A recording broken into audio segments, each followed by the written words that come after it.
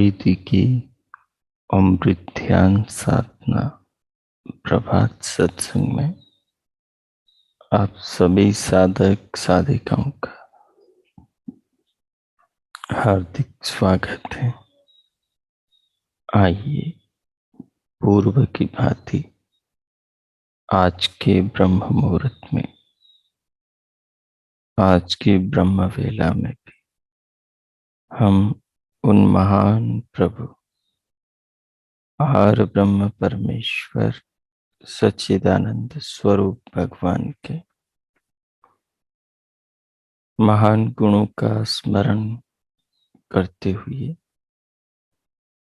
अपने जीवन में, जगत में, विशाल संसार में और अपनी देह शरीर में प्रभु की रचनाओं को, प्रभु की व्यवस्थाओं को, प्रभु की कृपाओं को, प्रभु की महानता को अनुभव करते हुए, देखते, विचारते हुए भगवान के प्रति अपनी श्रद्धा के भावों को, आदर को, कृतज्ञता को, भक्ति की भावना को अर्पण करेंगे।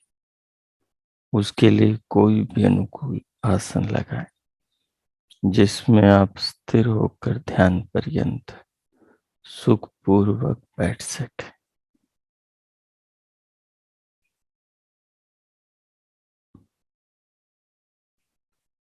कोई भी अनुकूल आलती पालथी लगाकर, आसन लगाकर कमर, पीठ और गर्दन को सीधा करें। सीधा करके सहज रखें। दोनों हथेलियों को गोद में बाहीं के ऊपर दाईं को रख लें। वह घुटनों पर कटोरी की भांति रख के चिपका लें। नेत्रों को बंद रखें और पलकों को सहज रखें। तदुपरांत सिर से पांव तक पूरे शरीर का मानसिक अवलोकन करें। मनोदर्शन मन के द्वारा पूरे शरीर को अनुभव करें। अंग प्रत्यंगों को जांचें।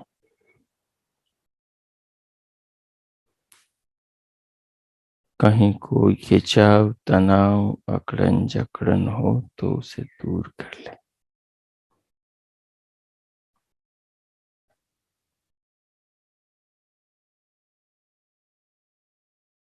मन में एकाग्रता लाने के लिए,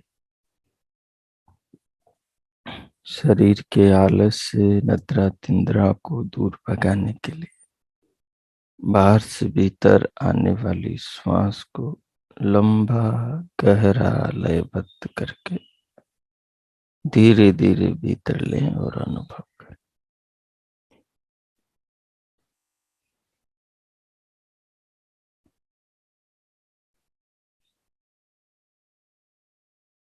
श्वास को अनुभव करते हुए सिर से पांव तक पूरी देह का, अंग प्रत्यंगों का अवलोकन करते हुए जहां पर, जिस अंग पर खिंचाव, दबाव, बिछाव मालूम हो उसको वहां से ढीला छोड़ दें। उसकी मांसपेशियों को ढीला छोड़ दें। इस तरह पूरे शरीर को, शरीर के अवयवों को, अंग प्रत्यंगों को, आसन को ध्यान के अनुकूल बनाएं। आसन को अनुकूल बनाकर श्वास लेते, अनुभव करते, छोड़ते हुए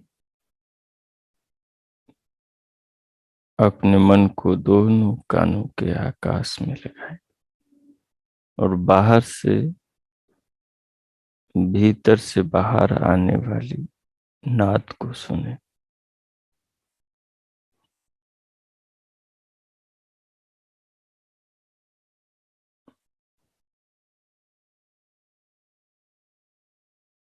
दिव्य प्रकाश को देखें।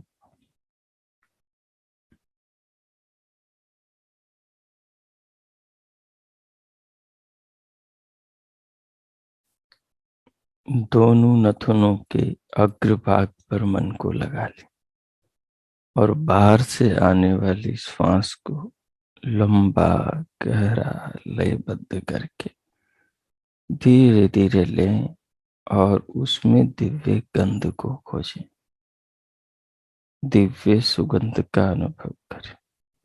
धीरे धीरे श्वास भीतर ले, नाद को सुने, दिव्य प्रकाश को देखें, पूरे शरीर को अनुभव करें और धीरे धीरे प्राणों को लें।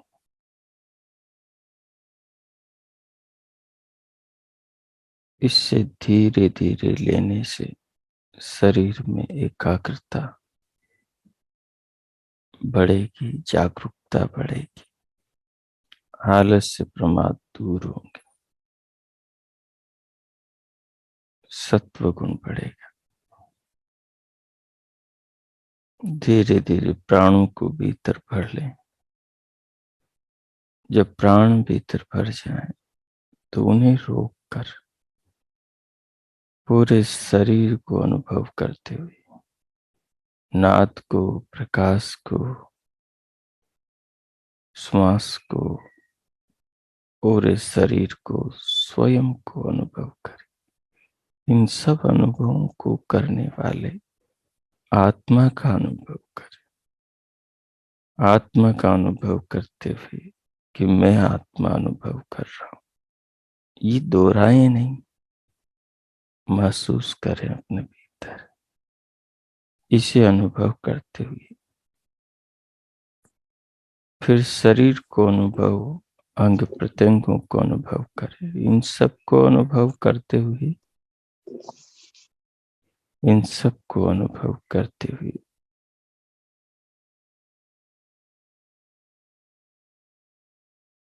ये सब परमात्मा ने बनाए हैं। परमात्मा के भाव को इन सब के साथ जोड़ दें। जो भी शरीर में आप अनुभव करें, जिस अंग के ऊपर भी आप विचार करें, शरीर में विचार करते करते फिर संसार में चले जाएं। संसार हमारे चित्त के अंदर, हमारे संस्कारों में है। तो जैसे ही संसार के जिस घटक पर विचार करेंगे, वो संकल्प करते ही वो संस्कार आपके चित्त में वृत्ति बनकर चलने लगेगा। आत्मा उसे जानने लगेगा, आप जानने लगेंगे।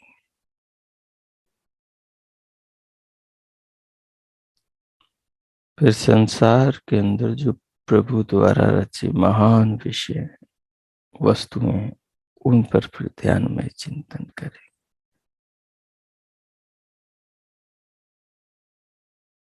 अब मैं मौन होता हूँ।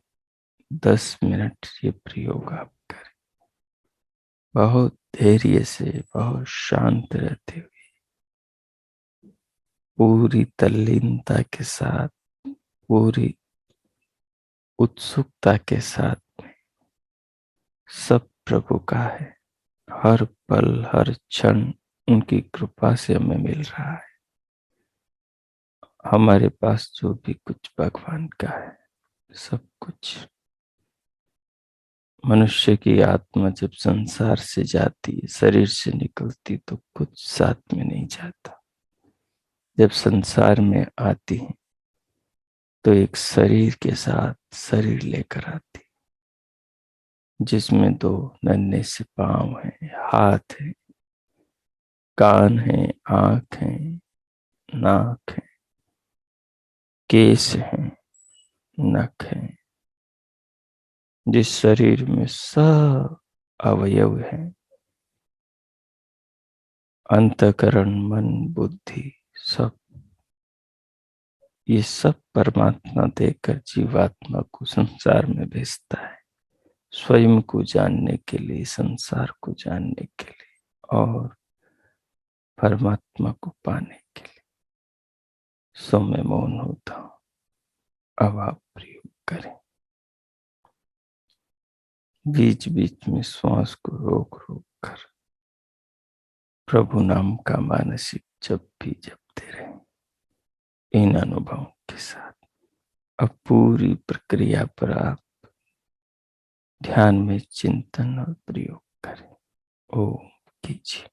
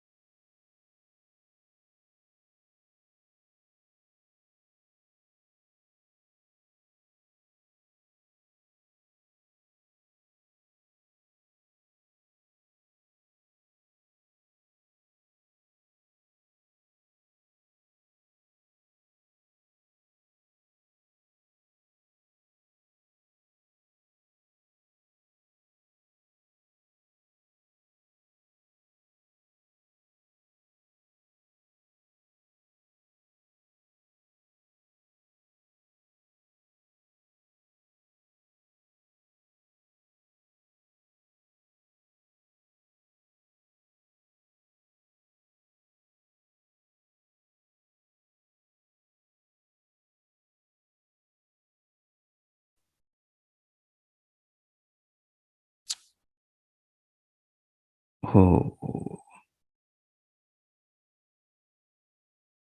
हो। इस प्रकार शरीर में, संसार में, जीवन में प्रभु चिंतन करते हुए प्रभु की कृपाओं को साक्षात अनुभव करते हुए आत्मा के परमात्मा के बीच में यह संसार है और आत्मा के संसार के बीच में कुछ भी नहीं। आत्मा से बिल्कुल जुड़ा हुआ संसार है। संसार की शुरुआत आत्मा के चित्त से होती है, जिसको सत्व कहते हैं। सत्व पुरुषयोः अत्यंत असंकीर्णयोः। भगवान पतंजलि कहते हैं कि ये जो सत्व है, संसार है, चित्त है, चित्त के विचार हैं, ये शरीर है, शरीर के अंग प्रत्यंग है, सब संसार की वस्तुएं हैं।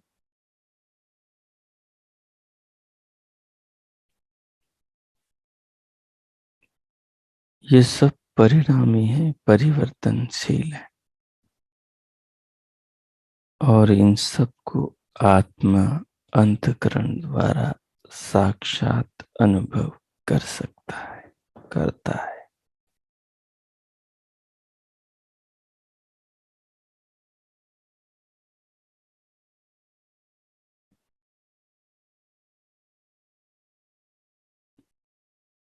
जैसे संसार की वस्तुओं को आत्मा जानता है, समझता है, नए नए उपकरण यंत्र बनाता है,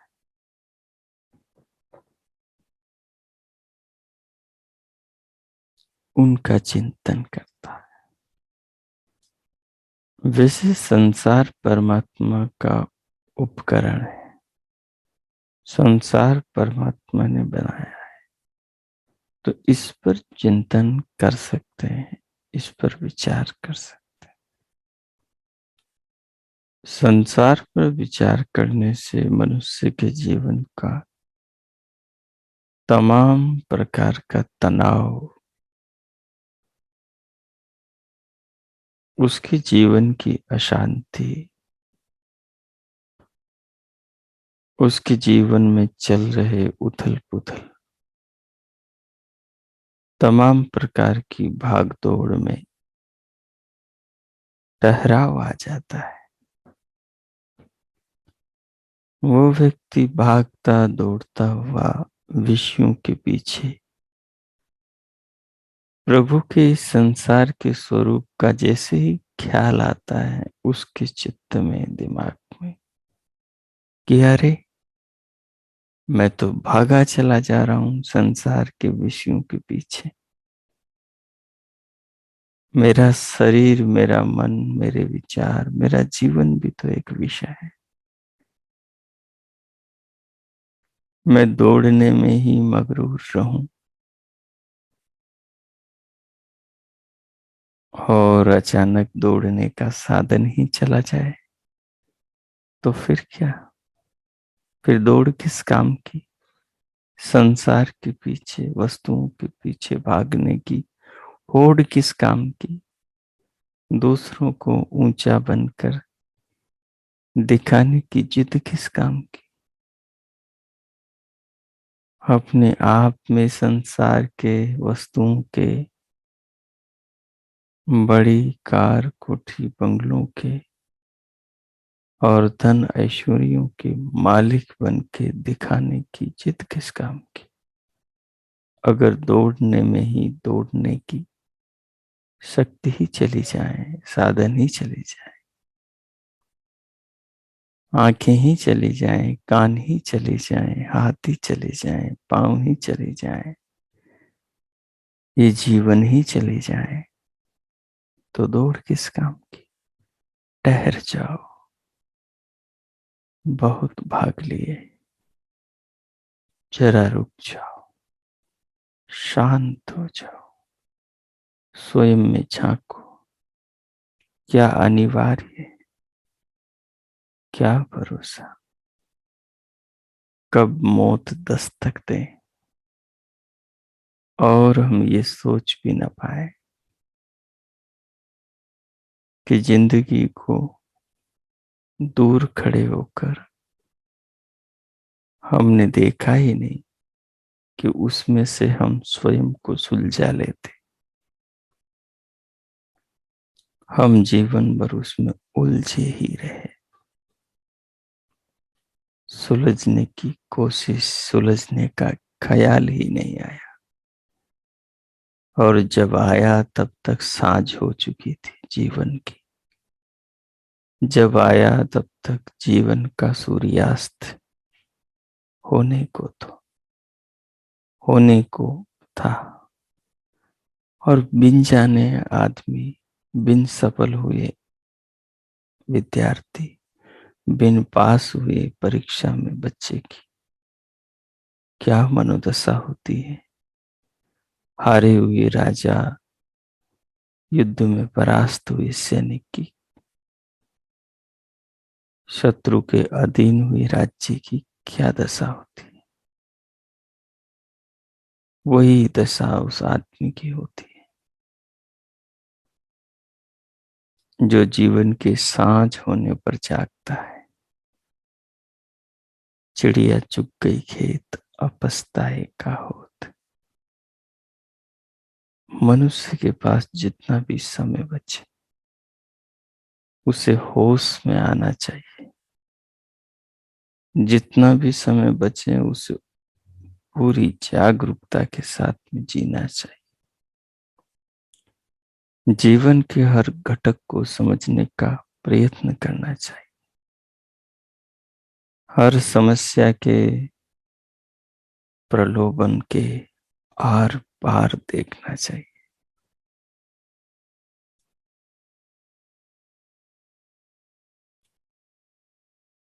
हर शरीर के आकर्षण के, लुभावनेपन के आर पार देखना चाहिए। प्रभु ने बनाया इस प्रकार से है कि आदमी सोचे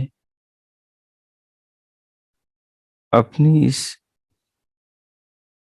अश्व गाड़ी पर, जिसमें इंद्रियां घोड़ों की तरह जुते हैं, शरीर रथ की तरह, आत्मा सवारी की तरह शरीर में बैठा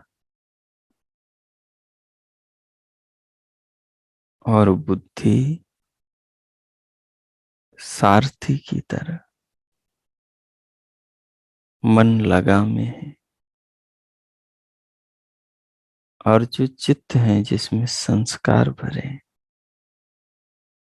ये सारथी की नॉलेज है। ये चित्त में रखे संस्कार ही, इन संस्कारों के हिसाब से ही आत्मा अपनी बुद्धि को प्रेरित करता है कि चलो ये काम करो, ये ना करो, इसकी सुनो, इसकी ना सुनो, अभी ये खाओ, ये ना खाओ, अभी ये पहनो, ये ना पहनो, अभी झूठ बोलो ना बोलो, अभी सोवो जागो, ये वो, जितनी भी दुनिया के काम करते सब अपने संस्कारों से ही मृत्यु में छपी अतीत की आदतें हमारा मार्गदर्शन करती। इसलिए बहुत जागरूकता पूर्वक अपने जीवन का विश्लेषण करें, अपने जीवन का चिंतन करें। एक दिन सब खो जाएगा, न नाम बचेगा न चेहरा।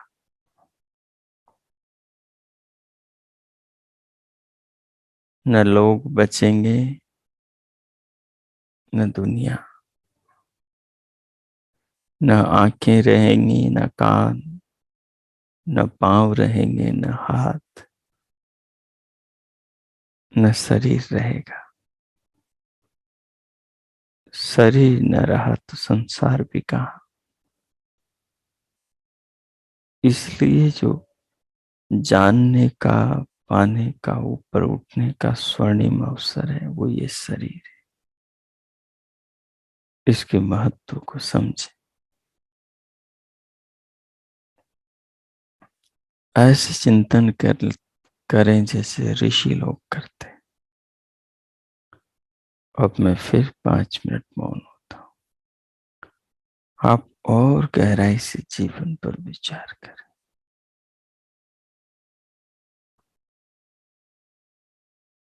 वर्तमान जीवन की स्थिति को देखते हुए विचार करें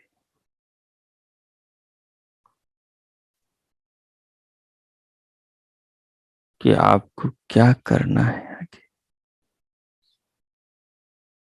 कहाँ जाना है आगे। दौड़ का उद्देश्य क्या है।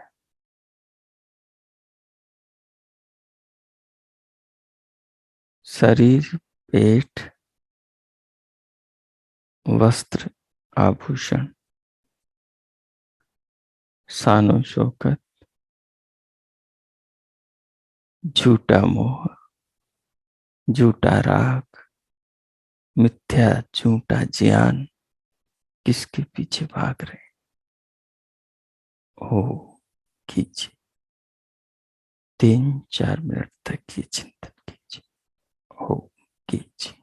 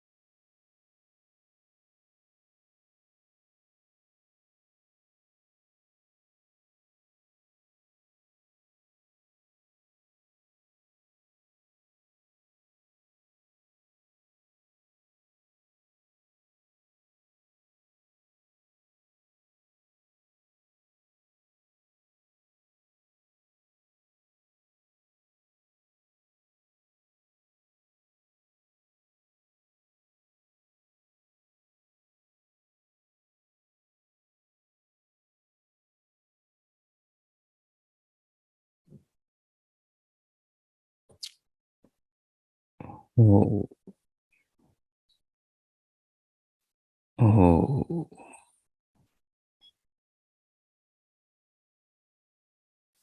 इस प्रकार स्वयं के बारे में, शरीर के, संसार के बारे में, इस संसार को बनाने वाले, इस जीवन को देने वाले परमात्मा के बारे में ध्यानस्थ होकर ध्यान में चिंतन और जीवन को, शरीर को, अवयवों को, संसार को जानने का प्रयत्न करते हुए जीवन में असली बनने का प्रयास करें। क्योंकि नकली बनने से तो कुछ भी नहीं मिलेगा, कुछ भी हासिल नहीं होगा। क्योंकि जिसकी आंखों तले हम जीते हैं, उसे धोखा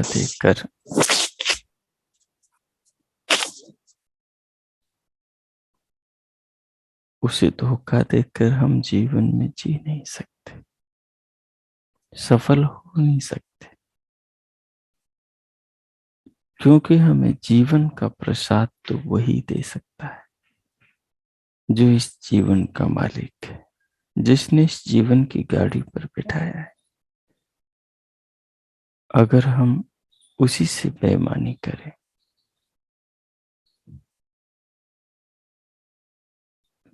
तो फिर सफलता कौन हमें देगा? तो हमारी पीठ कौन थपथपाएगा?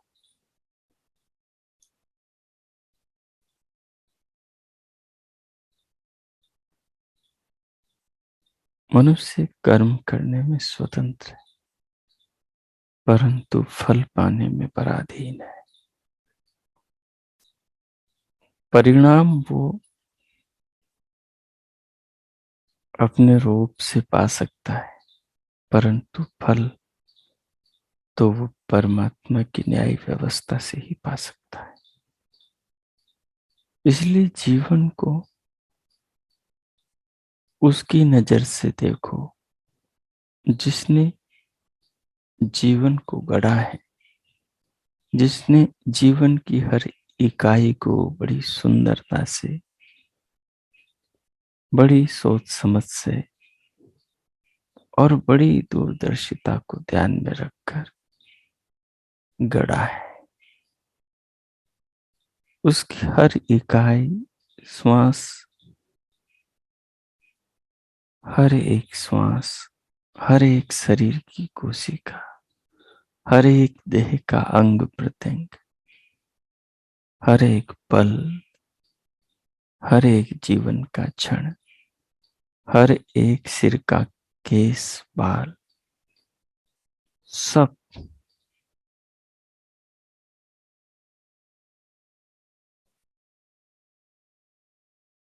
विधाता ने रचा है। हम जितने सरल होकर उसकी व्यवस्था को स्वीकार करके जीवन को जिएंगे, हम उतना अच्छा पाएंगे। यदि हम नकली बनकर जिएंगे, दुनिया को असली बनकर दिखाएंगे, भीतर से नकली, बाहर से असली, मतलब एक छल भरा जीवन, बाहर कुछ भीतर कुछ। खुद जानता है मैं गलत हूं, दूसरों को दिखाता है मैं सही हूं। दूसरों की आंखों में धूल। ऐसे जीवन से कोई कुछ नहीं पा सकता, कोई साधना के सोपान चढ़ नहीं सकता, और कोई प्रभु का आनंद पा नहीं सकता, कोई मृत्यु के सागर को तर नहीं सकता, कोई मोक्ष, अमरत्व, निर्वाण, मुक्ति नहीं पा सकता। इसलिए आइए असली जीवन जीने का संकल्प करें। एक भी काम, एक भी विचार नकली जीवन जीने का ना है। किसी को धोखा स्वयं को धोखा देना है।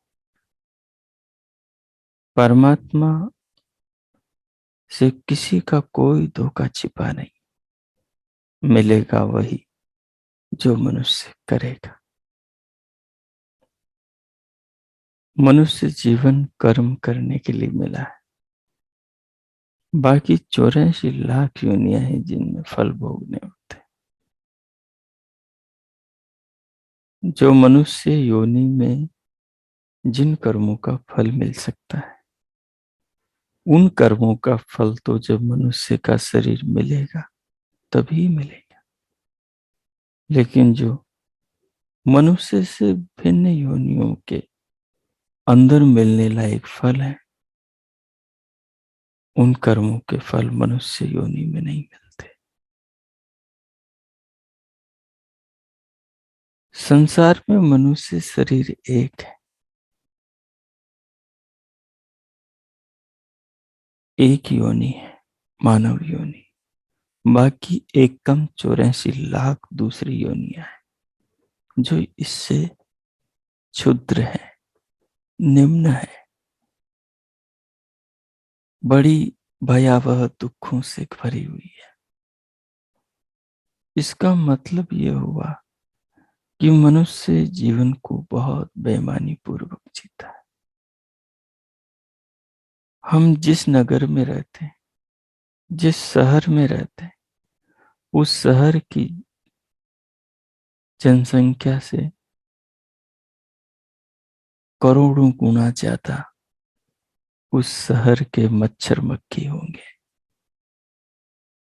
कृमि कीट पतंग कीड़े मकोड़े होंगे।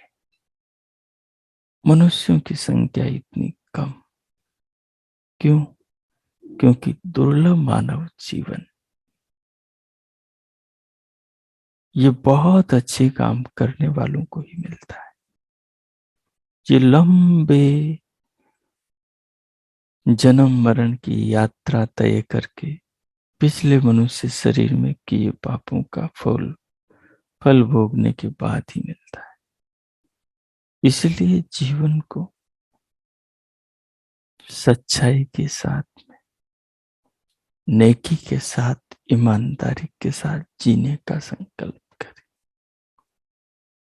जीवन को साधना बनाए।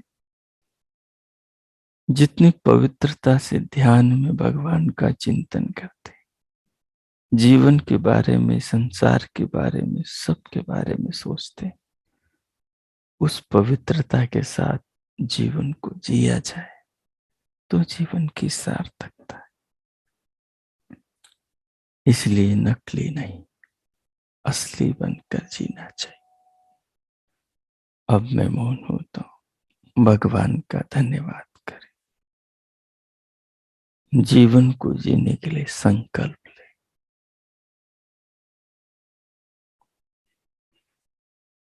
अपने निर्माण के जीवन की सफलता के संकल्प ले और भगवान का धन्यवाद करें जो हमें देख और सुन रहा है। हमारे भीतर, हमारी आत्मा में और सर्वत्र संसार में बैठा है। उस विधाता को प्रणाम करें, उनका धन्यवाद करें, कोटि कोटि उन्हें नमन करें। ओम कीजिए 2 मिनट।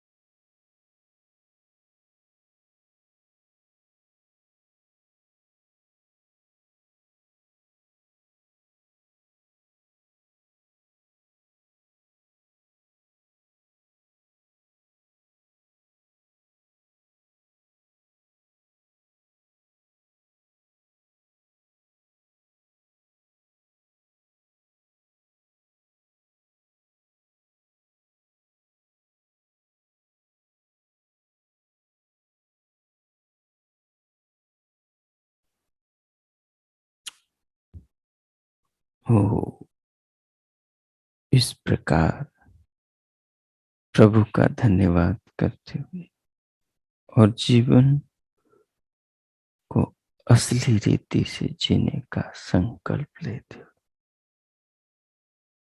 जहां कमी हो उसे सुधारने का निश्चय करते हुए अब हम शांति पाठ करेंगे। हम्म।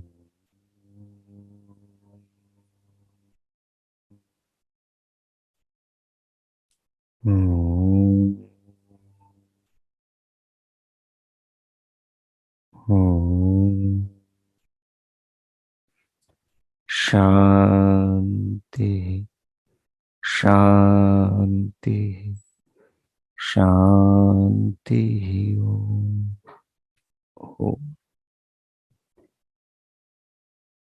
आज का आप सबका दिन शुभ हो, मंगलमय हो। प्रभु से सबके लिए बहुत बहुत मंगल कामना, बहुत बहुत शुभकामना। इति ओम शांति।